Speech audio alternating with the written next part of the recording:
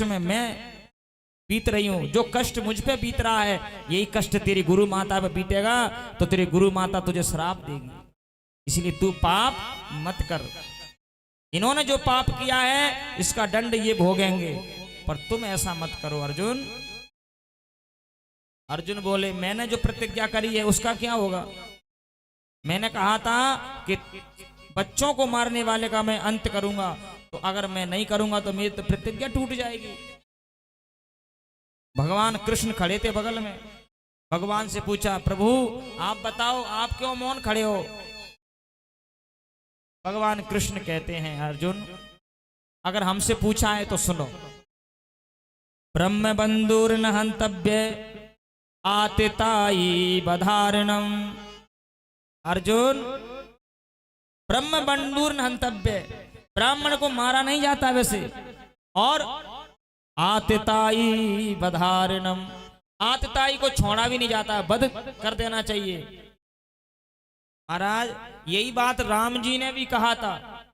किससे? राम जी ने किससे कहा था? राम जी ने कहा था किससे? बोले सुग्रीव से। जब बाली को मारा था तब बाली से कह रहे हैं बाली तूने अच्छा नहीं किया। क्यों?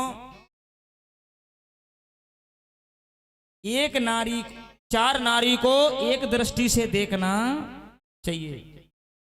बहन को, छोटे भाई की पत्नी को, भगनी अपनी मां को अगर आप एक दृष्टि देखोगे और अगर कुदरत दृष्टि देखोगे, पाप की दृष्टि देखोगे, और उसे अगर कोई मार देता है तो उसे कोई पाप नहीं लगता है। अनुज बधू भगनी सुत नारी, इन्हें महाराज मां की दृष्टि से देखो, बहन की दृष्टि से देखो, क्योंकि ये बेटी है। बेटी वही, बहन वही, मां वही, छोटे भैया की बहू वही, ये सब बेटी हैं महाराज। भगवान बोले अर्जुन पर तुम क्षत्रिय हो, देख लो। ब्रह्म बंधुर न हंतव्य आतिताई बधारणम। अर्जुन समझ गए मारना नहीं चाहिए पर इसे छोड़ना भी नहीं है। तो उसके मस्तक में एक ऐसी मणि थी जिससे ना उसे भूख लगती थी ना प्यास लगती थी। भीम से कहा इसका मुंडन करो, इसके माथे से मणि निकालो और मणि निकाल करके इसे धक्का देके घर से निकाल दो। आज अश्वत्थामा को धक्का दे करके घर से निकाल दिया, मणि उसकी छीन ली। अश्वत्थामा क्रोध में आ गया और अश्वत्थामा कहने लगा मैं पांडवों के वंश का नाश करूंगा, लेकिन बचाने वाले द्वारकाधीश हैं, बचाने वाले हमारे भगवान हैं, तो उसे कोई मार नहीं सकता है। जोर से बोलो। जिसके रक्षक तुम त्रिपुरारी।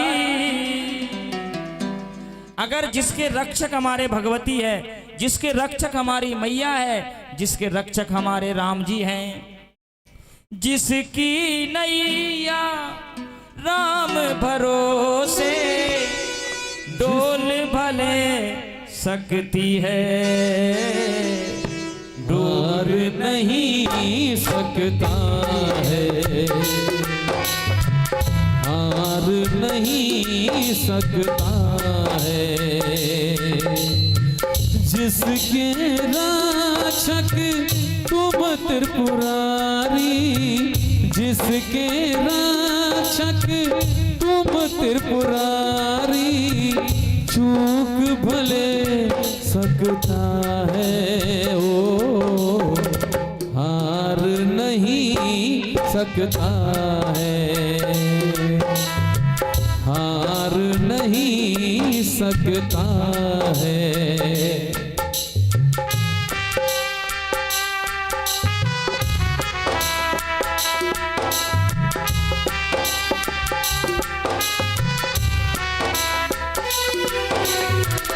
हिम्मत रखना तू, कष्ट तो आएंगे, बादल ये दुख के पल में छट जाएंगे।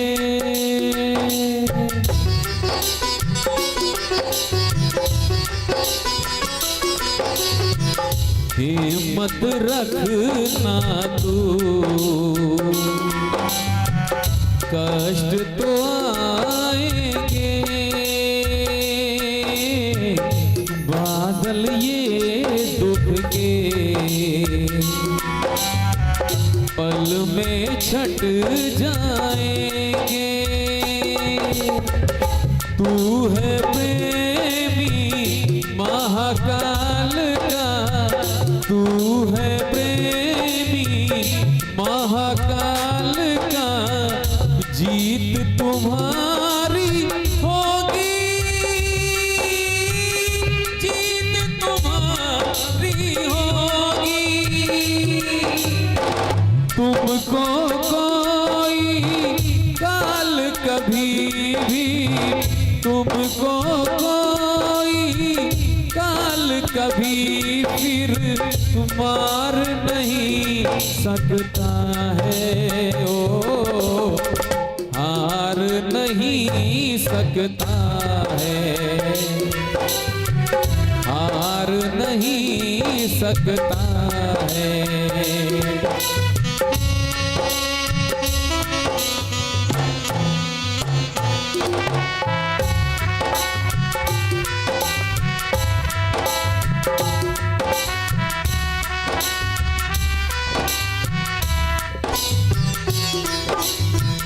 घोर अंधेरा हो,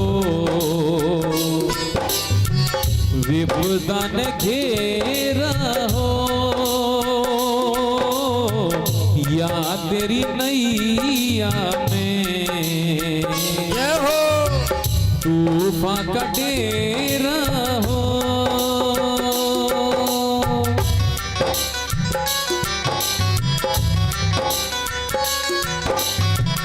घोर अंधेरा हो, विपदा ने घेरा हो,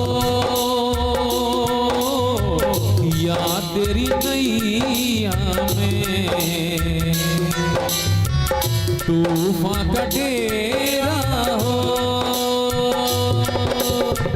तू है उपासक मृत्युंजय का, तू है उपासक मृत्युंजय का, दर्द न तुझे होगा,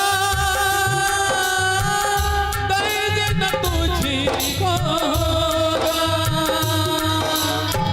तुझको कोई शत्रु कभी भी, तुझको कोई शत्रु कभी ललकार नहीं सकता है। ओ हार नहीं सकता है। जिसके रक्षक तुम त्रिपुरारी, जिसके रक्षक तुम त्रिपुरारी, चूक सकता है। ओ हार नहीं सकता है, हार नहीं सकता है।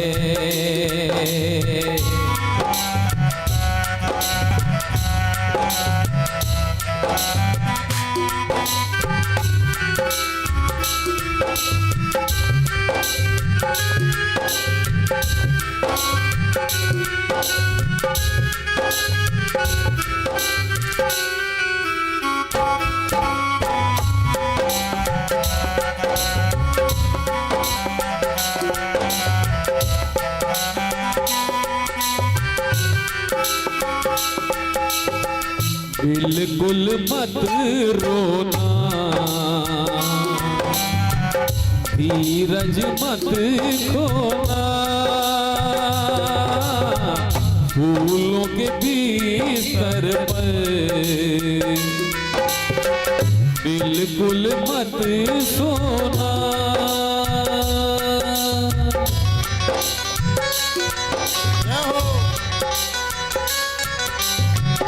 बिल्कुल मत रोना,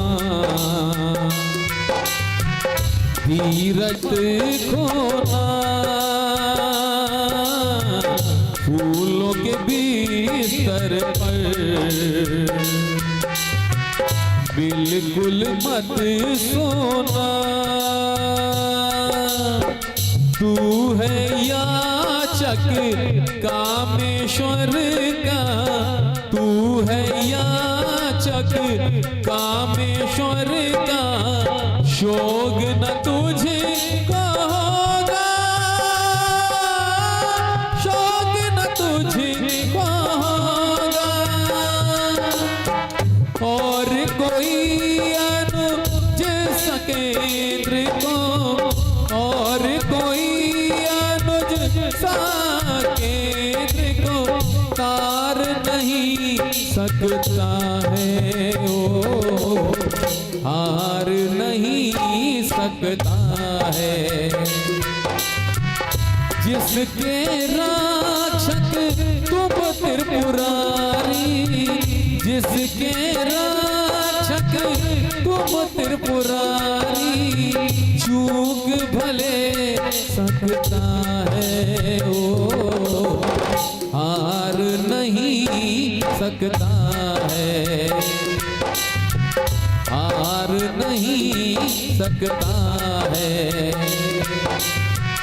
हार नहीं सकता है। जोर से बोलो राधे, और जोर से राधे। तो महाराज अश्वत्थामा को घर से बाहर निकाल दिया था। भगवान श्याम सुंदर ने कहा अब युद्ध विराम हो गया, सब कुछ ठीक हो गया। बेटा जोर से बोलो राधे राधे। भगवान ने विचार किया कि अब द्वारकापुरी चलना चाहिए। राजा युधिष्ठिर बन गए, कौरव समाप्त हो गए। सबसे कहा कि भैया अब मुझे विदा करो, मैं जाना चाहता हूं, क्योंकि उधर दाऊ भैया अकेले हैं द्वारकापुरी में और मुझे बहुत दिन हो गए आए। भगवान ने जाने की बारी करी तो कुंती मैया रोने लगी। कुंती मैया कहती है प्रभु जाने की मत कहो। भगवान बोले बुआ जी जाना तो पड़ेगा। अच्छा एक काम करो बुआ जी। बोले क्या? मुझसे कुछ मांग लो, क्योंकि मैं चला जाऊंगा तो फिर तुम रह जाओगे। और भगवान सही कह रहे हैं कि मांग लो। तो कुंती बुआ ने कहा ठीक है गोविंद, अब देना ही चाह रहे हो तो लाओ दो। तो झोली फैला दी और झोली फैला करके कुंती बुआ कहती है कि विपदा संतो शाश्वत तत्र जगत गुरु भवतो दर्शनम यत पुनर्भव दर्शनम। कुंती मैया कहती है गोविंद अगर देना ही चाहते हो तो मेरी झोली में दुख डाल दो। भगवान सुन करके दंग रह गए। बुआ जी क्या मांग रही हो? दुख? बोले हाँ। क्यों? क्योंकि तुम दुख में ज्यादा याद आओगे, सुख में तो तुम्हें हम भूल जाएंगे। सुख में जब संस्था है तो हम प्रभु तुमसे दूर हो जाते हैं, इसलिए मुझे दुख चाहिए। सुख के माते सिल पड़े। आज कुंती मैया कहती है प्रभु से कि सुख के माते सिल पड़े, जो घर से प्रभु जाए, बलिहारी बा दुख की, जो पल पल नाम जपाए। हमें तो वो नाम ही अच्छा है प्रभु, कम से कम तुम्हारी याद तो आएगी। प्रभु हम पे कृपा करो। भगवान बोले कुंती बुआ जीवन में दुख के अलावा तुमने कुछ नहीं देखा, फिर भी दुख मांग रही है। तुम्हारा जन्म हुआ, पिता गुजर गए। कुंती मैया को कुंती माता को कुंती के माता पिता ने जन्म देते ही मर गए थे। एक राजा हैं कुंती भोज, उन्होंने इस बिटिया को गोद लिया था, इसीलिए उनका नाम पड़ गया कुंती। जो कुंती भोज राजा ने गोद लिया था इनको, तो कुंती भोज राजा ने लिया, इसीलिए इनका नाम कुंती पड़ गया। तुम्हारी शादी हुई तो ऐसा पति मिला जो पेलिया का रोगी था। पुत्र कामना के लिए उसे श्राप दे दिया कि पत्नी के पास जाएगा तो तू मर जाएगा। वो तो दुर्वासा जी की कृपा, तुम्हारे गुरु की कृपा थी जो तुम्हें ये 2 पुत्र मिले। कुंती बुआ बोली, गोविंद चाहे कुछ भी कहो, क्योंकि अगर दुख नहीं होता तो आज तुम मेरे पास नहीं होते। ये दुख की देन है कि कृष्ण भगवान मेरे साथ हैं, क्योंकि दुख में ही तो श्याम याद आते हैं। भगवान ने कहा, कुंती बुआ मैं तुम्हें आशीर्वाद देता हूं पर तुम्हें दुख नहीं दूंगा। कुंती मैया ने बड़ी प्यारी भागवत जी में स्तुति करी है। कृष्णाय वासुदेवाय देवकी नंदनाय च नंद गोप कुमाराय गोविंदाय नमो नमः। सब विदा कर रहे थे भगवान को। इधर अश्वत्थामा ने ब्रह्मास्त्र चला दिया, उधर अर्जुन के पुत्र अभिमन्यु की पत्नी उत्तरा के गर्भ में राजा परीक्षित पल रहे थे। तो उत्तरा मैया दौड़ करके आई और भगवान का श्री चरण पकड़ लिया। प्रभु मेरी रक्षा करो, मेरे गर्भ की रक्षा करो, यदि ये नष्ट हो गया तो पांडवों का वंश नष्ट हो जाएगा। पाए पाए महायोगिन, उत्तरा मैया कह रही है उत्तरा, पाए पाए महायोगिन देव देव जगतपति। जगतपति कह के पुकारा है भगवान को उत्तरा मैया ने। और नान्यम तद्भयम पश्ये यत्र मृत्यु परस्परम। उत्तरा मैया ये नहीं कह रही कि मैं बच जाऊं, मैं मर जाऊं, लेकिन गर्भ में बालक बचना चाहिए। भगवान बोले बालक तो तब बचेगा जब तू बचेगी। अगर ये कह देती कि मैं बच जाऊं तो हो सकता है उत्तरा मैया बच जाती, पर ये नहीं कहा। यही कहा कि बालक की रक्षा करो, और बालक की रक्षा तो तब होगी जब मां की रक्षा होगी। भाई बालक पेट में है तो डॉक्टर पहले मां का इलाज करते हैं, बच्चे का बाद में। तो प्यारे भगवान ने गर्भ में जाके रक्षा करी है राजा परीक्षित की। और रात्रि में फिर गए नहीं, रुक गए। तो रात्रि में भीष्म पिता के पास गए और बाणों की सैया पर सो रहे थे। उत्तरायण में उन्होंने अपना शरीर छोड़ा और अपने आत्मा को प्रभु श्री कृष्ण के चरणों में समर्पित किया। प्रातःकाल भगवान द्वारकापुरी को गए। कुछ महीने बाद आज उत्तरा मैया ने बालक को जन्म दिया और उस बालक का नाम पड़ा परीक्षित। तो भगवान दोबारा फिर हस्तिनापुर में आए हैं और भगवान श्याम सुंदर ने उस बालक को आशीर्वाद दिया, परीक्षित को नामकरण किया और कहा कि ये आगे चल के पांडवों का नाम रोशन करेगा। ब्राह्मणों ने कहा इससे एक गलती हो जाएगी, पर गलती चिंता नहीं करो, गलती तो होगी लेकिन गलती उसकी अच्छाई में बदल जाएगी। ये महात्मा के गले में मरा हुआ सर्प डाल देगा। ये ब्राह्मणों ने पहले ही घोषणा कर दी थी। परंतु गलती तो होगी लेकिन उसे भगवान का धाम मिलेगा। पांडवों ने पूछा था कि हमारा बालक कैसा होगा। तुम्हारा भगवान के साथ में अर्जुन गए और भगवान ने अपना शरीर छोड़ दिया था। भगवान अपने धाम को चले गए। पांडवों को जब पता चला तो पांडव भी अपना शरीर छोड़ करके भगवान के धाम को गए। लेकिन पांडवों के जो बड़े भाई हैं युधिष्ठिर जी महाराज, वो शरीर के सहित गए क्योंकि वो धर्मराज थे। वो अपने शरीर के सहित गए और आगे राजा परीक्षित राजा बने। धर्म की ध्वजा लहराई। राजा परीक्षित को कहा था 3 लोगों को हमेशा क्षमा करना, शत्रु शरण में आ जाए क्षमा कर देना, पाप होते मत देखना और किसी का बुरा मत करना। एक दिन राजा परीक्षित जंगल में गए। जंगल में जाके देखा तो एक गौ माता रो रही थी, एक बैल रो रहा था। तो पूछा ये कौन है? तो गौ माता है धरती माँ। बैल कौन है? धर्म। बैल के 3 पैर नहीं है, 1 पैर था। सत्यम शौचम दया, 3 पैर कट चुके हैं, 1 पैर बचा है दान।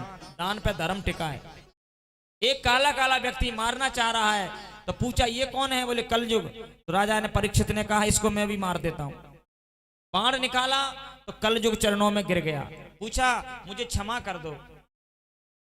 तो परीक्षित ने कहा मेरे पिता ने कहा था चरणों में कोई आ जाए तो क्षमा कर देना, तो कलयुग को इसीलिए क्षमा कर दिया। कलयुग ने कहा मैं किसी को नहीं सताऊंगा, पर तुम जहां मुझे कह दोगे मैं वहीं पर ठहर जाऊंगा। तब कहा कि दूतम पानम स्त्रियानम, बोले जहां जुआ खेलते हो, जहां ताश खेलते हो, वहां तुम कलयुग वास करो। जो मदरा पीता हो वहां वास करो। जहां भाई भाई में नहीं बन रही हो वहां वास करो। जहां स्त्री का आदर नहीं हो रहा हो वहां कलयुग तू वास कर। और ये चार चीजें हमारे घर में आना नहीं चाहिए। ना तो हमारे घर में मदरा आना चाहिए, ना हमारे घर में जुआ की गड्डी आना चाहिए, ना हमारे घर में स्त्री का अपमान होना चाहिए। सम्मान करो बहन बेटियों का। और बहन बेटियों से भी निवेदन है कि अपने बड़े बूढ़े का आप भी आदर करो, अपने परिवार का आदर करो, क्योंकि परिवार को साथ लेके चलोगे तो तुम हर जंग से जीत जाओगे, और नहीं तो महाराज बिखर जाओगे तो तुम्हें एक तिनका भी हरा देगा। इसीलिए शास्त्र कहते हैं एक साथ चलो। और भाई भाई को भरोसा करना चाहिए। कलयुग ने कहा महाराज 4 जगह तुमने दी है लेकिन अच्छी नहीं है, कोई बढ़िया सी दो प्यारी सी। तब उन्होंने कहा पंचमे स्वर्ण में, जाओ सोने में भी वास करो। और महाराज सोने में तो भगवान वास करते हैं। तो कहा नहीं, ईमानदारी से जो कमा करके सोना पहनेगा उसमें भगवान वास करेंगे, लेकिन छल कपट से धन कमा के लाएगा उसमें कलयुग वास करेगा। परीक्षित जो मुकुट पहने थे वो छल कपट की कमाई से बना था। जरासंध का मुकुट था तो उसमें कलयुग बैठ गया। परीक्षित की बुद्धि खराब हो गई। जो परीक्षित संतों के गले में माला डालता था आज उसने मरा हुआ सर्प डाल दिया समीक मुनि के गले में। और समीक मुनि के बेटा श्रृंगी ने श्राप दे दिया कि जिसने मेरे पिता के गले में मरा हुआ सर्प डाला है मैं उसे श्राप देता हूं कि 7वें दिन तक्षक के डसने से मर जाएगा। ये खबर राजा परीक्षित को पता चली। तो परीक्षित समझ गया कि अब मुझे मरना पड़ेगा। तो उसने सोचा अपने बेटा जनविजय को सिंहासन पर बैठा के राज तिलक कर दिया।